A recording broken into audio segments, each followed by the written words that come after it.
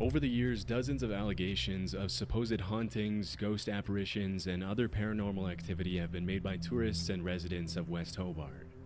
And it's honestly not too hard to see why, as West Hobart is a pretty old town with a generally creepy vibe. As is usually the case, most of these stories have either turned out to be fake, or the people making the allegations didn't have enough evidence to support their claims, which makes it almost entirely likely that they're hoaxes. But as it turns out, at least one of these stories actually has some amount of truth to it. Back in the late 80s and mid 90s, rumors started spreading of a house in West Hobart that was apparently so haunted it drove its residents insane. At first, the rumors created a huge buzz all over town, with the locals doing everything possible to stay far away from the alleged haunted house. It wasn't until months later that the authorities got involved and finally got a clear picture of the situation. While it was true that the house's residents appeared to be going insane, it didn't have anything to do with paranormal activity, but with the fact that a datura vine had been growing through the trees directly above the home and dropping leaves into the family's rainwater tank. What? For a long time, the family had been inadvertently consuming microdoses of the plant every single day, which made them slowly but surely start to lose their sanity as they sank further and further into delirium. In case you've never heard of it, datura is a species of plant within the nightshade family, also known as Jimson weed, the devil's weed, or devil's trumpet, and you'll see why in a second. Even though the plant itself looks pretty harmless, it's known for having extremely powerful hallucinogenic properties, which is why it was used for centuries by Native American tribes in coming-of-age rituals and other important ceremonies. The Aztecs also used datura as a painkiller in certain rituals, namely in ritual sacrifices, and it's also commonly used as an ingredient in the ritual of zombification in the Haitian voodoo religion, where it's referred to as the devil's cucumber. Okay. As you can probably tell by now, datura isn't your typical recreative hallucinogen, and there's a reason why it's really only ever used in hardcore spiritual rituals and ceremonies, and sometimes by naive people who have no idea what they're getting themselves into.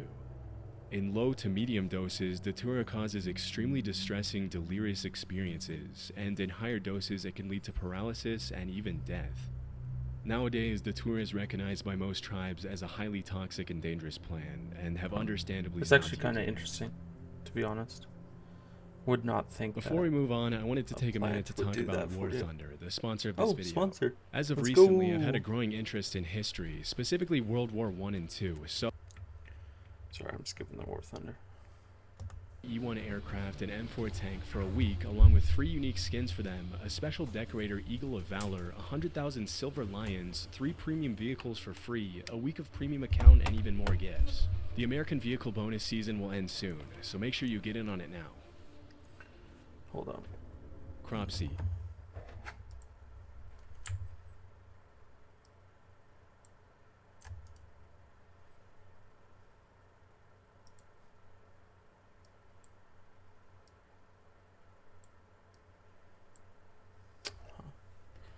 Let me just see. Yeah. I think that angle's better. No.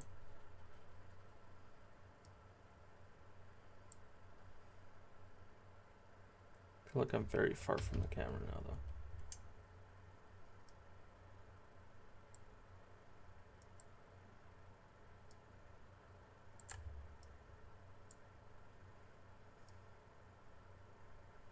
There we go. Sorry. If you were to somehow go back to the 70s and spend some time in Staten Island, it probably wouldn't take you long to hear about an urban legend of a man named Cropsey. As the story went, Cropsey was a serial kidnapper and killer who lost his son and resorted to stealing other people's children to deal with his grief. According to the legend,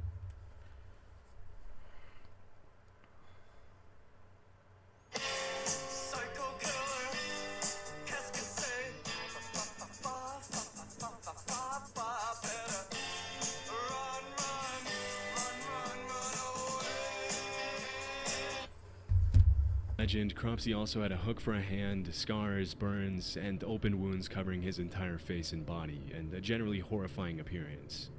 Considering the mass areas of uninhabited woodlands, it's not all that unexpected that a tale like the legend of Cropsey would make it into the mainstream culture at some point. Unfortunately, this wasn't just a tall tale made up by Staten Island parents to keep their kids from venturing too far into the woods and getting lost. Although the legend has some obviously made-up elements, such as the hooked hand and the horrifying scars and burns, at some point in the early 70s, children in Staten Island really did start disappearing. That's when the line between legend and reality started to blur, and the story of the real Cropsey immediately replaced the urban legend. This is the real story. Andre Rand was a man from Manhattan who was born in 1944 and moved to Staten Island in the late 60s. After working for 2 years at the infamously brutal Willowbrook State School for Children with Disabilities, Rand was arrested in 1969 and served over a year in prison for the attempted attack of a 9-year-old girl. As soon as he was released 16 months later, reports started cropping up of more little girls disappearing all over Staten Island, including 5-year-old Alice Pereira, who was playing in her building's lobby when she suddenly disappeared without a trace. Over the next decade, Rand was the prime suspect in the disappearances and deaths of several other young girls in the area. But it wasn't until 1983 when he picked up 11 kids from a local YMCA and brought them fast food before taking them to the airport that he was finally arrested and sentenced to 10 months in prison again. That's a lot of fucking Throughout children. the 70s and 80s, dozens of young kids disappeared in Staten Island, and although Rand was often the last person to be seen with them, there was ultimately never enough evidence to put him away for a long time. For many years, he would often be seen hanging around young kids, going on walks with them, and even taking them to lunch and dinner with him at local restaurants. After years of letting him walk the streets as a free man, police would finally have a breakthrough in the case in 1987 when they found undeniable evidence that Rand had been behind the disappearance and murder of Jennifer Schweiger, a 12-year-old girl with Down syndrome. Jesus. In 1988, he was sentenced to 25 years to life, and while he was behind bars, more and more evidence was found that tied him to several other disappearances in Staten Island in the 70s and 80s. Unfortunately, he was only charged with one additional major crime in 2004, which was the kidnapping of Holly Ann Hughes, thanks to which he will spend the next 13 years behind bars until 2037. If he lives that long, he'll be 93 by the time he gets out. Wonder why The Maine Hermit. Kidnapped. The Kennebec Valley is one of the most beautiful regions in Maine, with over 5,000 square miles of forests, rolling hills, and natural paradise surrounding the Kennebec River. Many cabin owners of the North Pond area in the Kennebec Valley have described the area as the most peaceful place on Earth. But it hasn't always been that way. All throughout the 80s, 90s, and early 2000s, there were reports of over 1,000 break-ins in the North Pond cabins. For decades, nobody knew who was responsible for the thefts, especially since they were always carried out when there was no one home. As the cabin owners soon noticed, the break-ins seemed to follow a pattern, always peaking in the days before Memorial Day and after Labor Day. As for the stolen items themselves, they ranged from food to cooking utensils to books to propane tanks to toiletries of all kinds. In the absence of a concrete suspect, the locals eventually named the thief the North Pond Hermit, even though by this point there was nothing to suggest the break-ins were being carried out by a single person.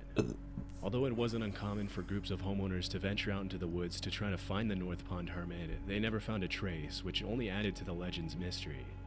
One afternoon in 2002, 100 people attended a North Pond homeowners meeting, and when someone asked how many of them had suffered break-ins, almost all of them raised their hands. As you can probably guess, the North Pond Hermit quickly turned into somewhat of a boogeyman, with the legend frequently being shared over campfires in the area. For years, nobody thought that the person or people behind the break-ins would ever be found.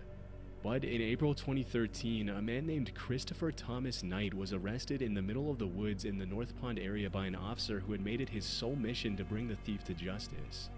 As soon as he was brought to the police station, the cops asked him why he wasn't answering any of their questions.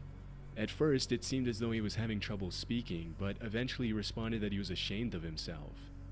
As it was later revealed, Christopher had been living out in the middle of the woods by himself in an unheated nylon tent, surviving only on the things he stole from nearby North Pond cabins. Shockingly, he had survived winter temperatures of 20 degrees below zero for years and hadn't been to a doctor or taken any medicine for 3 decades. Damn. What's most incredible about the hermit's story is that for the entire time he lived in the woods, he didn't have a single conversation with another human being, except for one time when he ran into a hiker and only said hi. Understandably, Chris had lost interest in keeping track of time, so when he was asked how long he had been in the woods by himself, he replied, since the Chernobyl nuclear meltdown, which took place in 1986. Damn. As investigators later found out, he was 20 years old when he decided to become a hermit, just a couple of years why after he made high that school, choice. Although he never gave the authorities a real reason why he decided to disappear. In all his years of isolation, he went to extreme lengths to preserve his privacy. He never lit fires, only moved at night, and hadn't had any kind of communication with the rest of society for more than half of his life. He'd never driven a car, sent an email, or even known what the internet was until his arrest. Interestingly, as the cops dug deeper and deeper into his story, they realized that his only real possessions were his glasses, which he had been wearing for 30 years and could even be seen in his Lawrence High School yearbook picture from 1984. Everything else, down to his underwear and jacket, had been stolen. After the investigation, Knight was sentenced to 7 months in prison, after which he once again disappeared. According to the cops, he's now living a quiet, peaceful life in rural Maine. Purple Aki. He basically just said, fuck Throughout this the late place. 1980s and 90s, rumors of a massive bodybuilder called Purple Aki began to surface in the northwest of England. According to the allegations, Purple Aki would supposedly walk the streets of Liverpool hunting down young, muscular men and rugby players and oddly ask them if he would let them feel their muscles. If they complied, he would allegedly squeeze their muscles for much longer than was considered socially acceptable and would then ask them to perform squats so he could feel their quad muscles. Some teenagers reported that Purple Aki even went as far as to ask them to pose for him, and often offered exercise and nutrition advice for those who gave him the time. Because the rumors were so incredibly ridiculous, nobody really took them too seriously at first, and eventually the story of Purple Aki turned into an urban legend, with crazy details being gradually added to the tale. What is this zoom, bro? Stop zooming in. Purple Aki would allegedly swallow teenagers whole if they let him feel their muscles. He's Big Dick Randy, and as bro. time went on, it became clear that Purple Aki wasn't just a made-up character created by bored teenagers looking to get some laugh from their friends, but a real person named Akinwul Arobic. Aki was often seen traveling across England by train carrying a plastic bag and asking young men if he could feel their muscles. Naturally, this made a lot of people uncomfortable, and it wasn't uncommon for Aki's face to be featured in local newspapers after several encounters with the law. Most of the accusations against him were related to his creepy behavior around teenage boys, but around 1986, the story of Purple Aki took a really dark turn. Early that year, 16-year-old Gary Keller was walking home from school when he ran into Purple Aki, who immediately asked to feel his muscles. Freaked out by the weird request, Gary said no and ran away. Later that same year, Aki followed Gary to a local outdoor swimming pool, and when the teenager noticed, he ran to New Brighton train station and jumped onto the railroad tracks to get away from Aki. Sadly, the story ended in tragedy, as Gary was accidentally electrocuted by one of the rails. Considering the whole thing happened because Gary was being chased, Purple Aki was convicted of involuntary manslaughter, charged with harassing 14 different teenage boys, and sentenced to 2.5 years in prison. God damn. In 1988, Aki filed an appeal and complained that the only reason he had been convicted was because he was black. Ultimately, the judges agreed there wasn't enough evidence to prove Aki had been directly responsible for Gary's death, and believe it or not, he was freed and awarded 1 sec.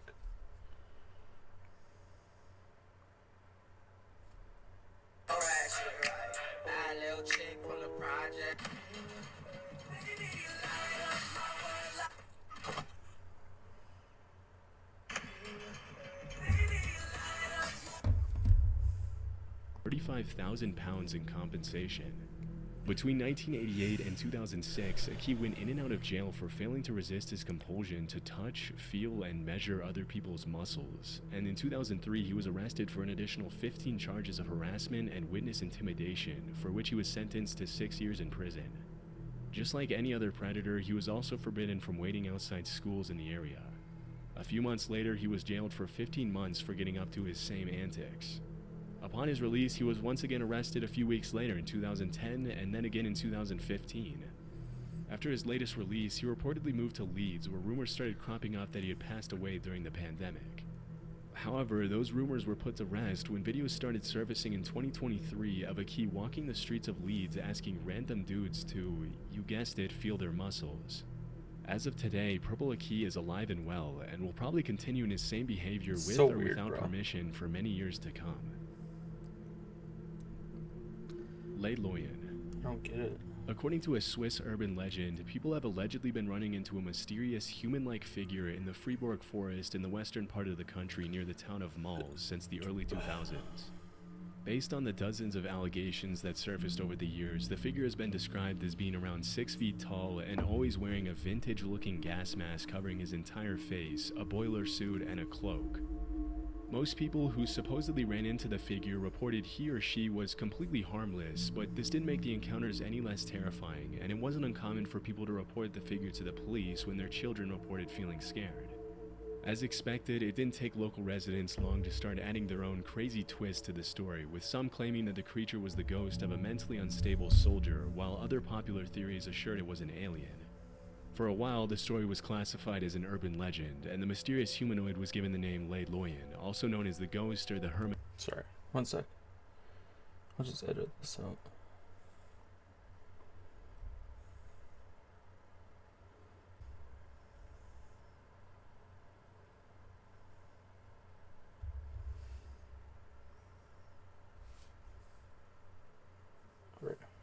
Of malls. Throughout the early 2000s, Lei Loyan was mostly the subject of local oral legend because there was no real evidence to support its existence. But in 2013, the story gained international attention when the Swiss/French newspaper Les Matins published the first ever photograph of Lei Loyan, which was sent in by a hiker. After the photograph was published, there was no turning back, as people from all over the country started to make trips to the woods outside malls for a chance to catch a glimpse of Lei Loyan. The last known sighting of Lei Loyan took place in June 2013 when a local woman named Marianne Desclous saw the figure clutching a bunch of flowers as she was walking outside. Later that year, Lei Loyan's clothes were found in the middle of the woods along with a wooden note titled "The Death Certificate and Will of the Ghost des Malls." In the letter, Lei Loyan accused the media of having murdered a harmless being by revealing its existence and turning him into a circus freak. The letter also mentioned that due to the unwanted attention, Lei Loyan had to abandon its daily walks, which were referred to as happiness therapy in the letter. After the cryptic note was published in the newspaper, many people concluded that Lei Loyan had taken its own life, although this has never been confirmed. As of 2024, nobody has ever seen Lei Loyan's true face, and many people have theorized that the figure was possibly a woman with a facial disfiguration who didn't want people to see her, which is supposedly why she wore the gas mask. A huge fear for millions of people is they're going to fall out of a roller coaster whilst riding it. Well, I can promise that will never happen, so let me quickly explain why. Roller coasters are all cleverly designed so you can't fall out, and the ride vehicle can't fall off the rail. Ride vehicles all have wheel assemblies which wrap around the track with wheels on the top, bottom, and side.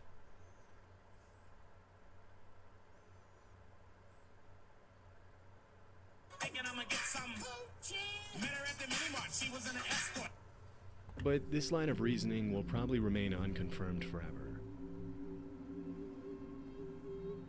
The Bunny Man. In the early 70s, dozens of locals started reporting that a man dressed up as a bunny had started haunting the residential neighborhoods around DC, Maryland, and Northern Virginia. Although dressing up as a bunny in itself seems pretty harmless, what made the encounters a little scarier was that the guy would allegedly threaten children on the street with an axe and frequently vandalize people's property for no apparent reason. Even though sightings of the so-called Bunny Man were pretty rare, they seemed to follow a pattern, as the man usually appeared in secluded locations where there weren't a lot of witnesses. The story itself has a lot of elements of a typical urban legend and is kind of hard to believe, but through my research I found that it's all loosely based on a true story. In 1970, a couple was parked in a driveway close to a bridge on Colchester Road in Fairfax County when suddenly a random guy appeared out of nowhere, yelled at them for allegedly trespassing, and threw a hatchet at their car. Terrified, the couple left the area immediately before they had a chance to get a good look at the guy. As they reported the incident to the police, they mentioned the guy had been dressed in light-colored clothing and may or may not have been wearing something white on his head. Although the couple never mentioned anything about a bunny in their statement, as soon as the story hit the news, people started claiming that the hatchet thrower had been wearing bunny ears. Pretty soon, rumors of a man in a bunny suit threatening kids in the woods with a hatchet started surfacing all over the DMV area, and as the years went by, the stories got wilder and harder to believe. Over time, the legend of the Bunny Man has become pretty mainstream, with the bridge on Colchester Road even being renamed as Bunny Man Bridge. Yeah, fuck that shit. As of the uploading of this video, the legend has now been standardized and goes something like this. In 1904, there was allegedly an asylum close to the bridge on Colchester Road. As soon as it was built, a bunch of Fairfax County residents started complaining about the idea of having an asylum full of mental patients so close to their homes, so the authorities supposedly put all the patients in a bus and transferred them to a nearby prison. But on the way to the prison, the bus crashed and all the patients escaped. As the story goes, a few hours later the cops had successfully located and brought back all the patients except for one guy by the name of Douglas Griffin. This is where the legend gets a little weird. Allegedly, the fugitive patient hid in the woods from the authorities for weeks. As the days went by and the cops did everything to find him, rabbit corpses started to appear in the middle of the woods, which led everyone to believe Douglas was eating bunnies to stay alive. Then, one Halloween night, a group of kids were hanging out near the bridge on Colchester Road when they suddenly saw a blue orb flashing in midair. A second later, they were all strung up like bunnies hanging from the bridge. As the legend goes, if you go to Bunnyman Bridge on Halloween night at midnight, the same thing will happen to you. Obviously, none of this is true, but it just goes to show how much of an impact the story of the Bunnyman has had on mainstream Virginia, DC, and Maryland culture. Nowadays, there's even Bunnyman t-shirts, a Bunnyman horror movie franchise, Bunnyman beer, and everything in between. Needless to say, the area surrounding the railroad overpass near Fairfax Station is now a major attraction for both tourists and locals alike, and will probably remain that way for many years. Anyways,